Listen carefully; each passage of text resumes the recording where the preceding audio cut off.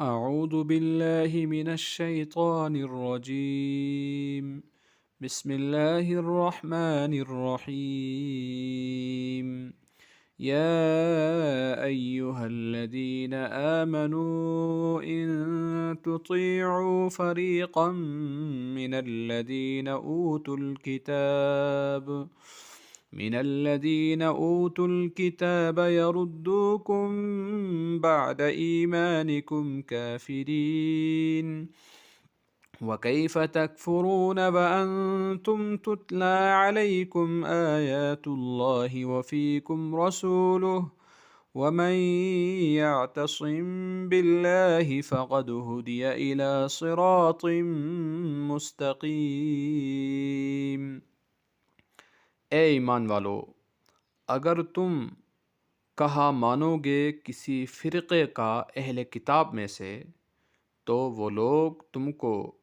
تمہارے ایمان لانے کے بعد پھر سے کافر بنا دیں گے، اور تم کفر کیسے کر سکتے ہو حالانکہ تم کو اللہ تعالیٰ کے احکام پڑھ کر سنائے جاتے ہیں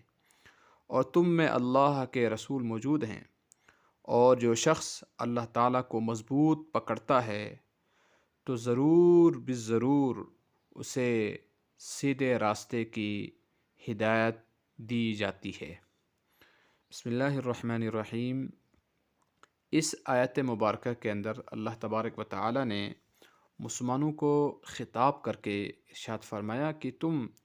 ان اہل کتاب یعنی یہود و نصارہ کی صحبت اختیار اگر کرنے لگو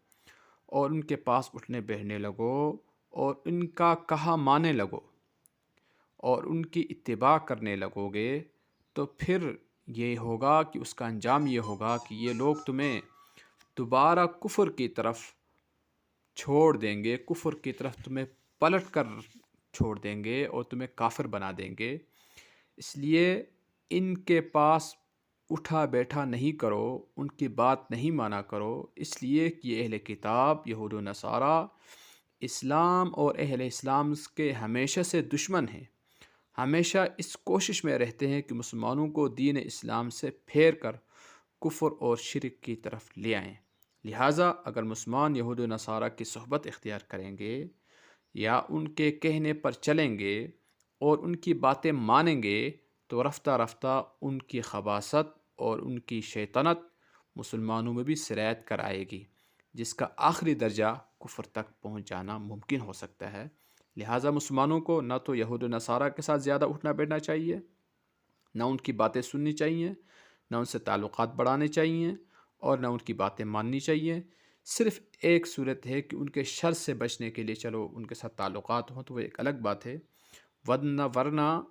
اس بات کا خدشہ ہے کہ وہ لوگ مسلمانوں کو ایمان کی روشنی سے نکال کر کفر کے اندھیرے میں گرا دیں گے۔ یہاں ایک بات یہ سمجھ لینی چاہیے کہ ایک ہوتا ہے کفر اعتقادی، ایک ہوتا ہے کفر عملی۔ اعتقادی کفر کیا ہوتا ہے کہ ہم اسلام کو ہی خیر آباد کہتے ہیں، اسلام کو جھٹلا دے کوئی اور کفر کو اختیار کر لے تو یہ کفر اعتقادی ہوتا ہے۔ اور کفر عملی یہ ہے کہ کافروں کے اعمال کی پیروی کی جائے، وہ اٹھنے بیٹھنے میں جس طرح آپ کو کفار کرتے ہیں ویسے ہی مسلمان کرنے لگیں، یہ بھی کفر ہے۔ ہاں، اس پر کافر کا فتویٰ تو نہیں لگایا جائے گا، لیکن بہرحال ان کی موافقت میں، کفار کی موافقت میں، ان کی اتباع میں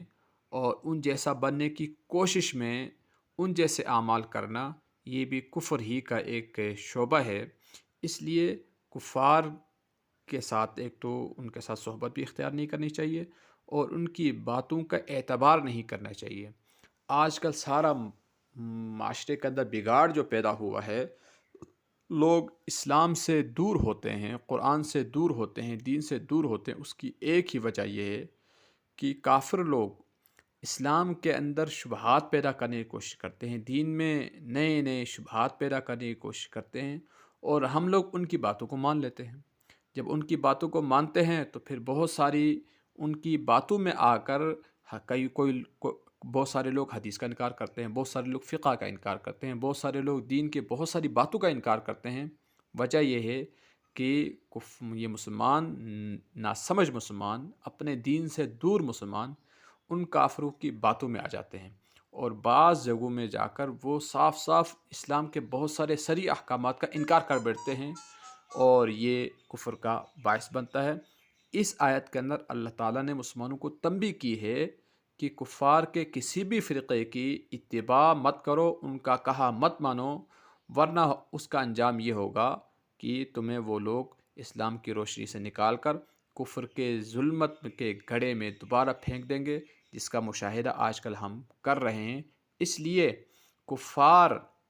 اور ان کے اعلی کاروں کی دین کے حوالے سے یا کسی بھی حوالے سے ان کی باتوں پر اعتبار نہیں کرنا چاہیے، بلکہ مسلمان علماء ان کی بات کا اعتبار کیا جائے،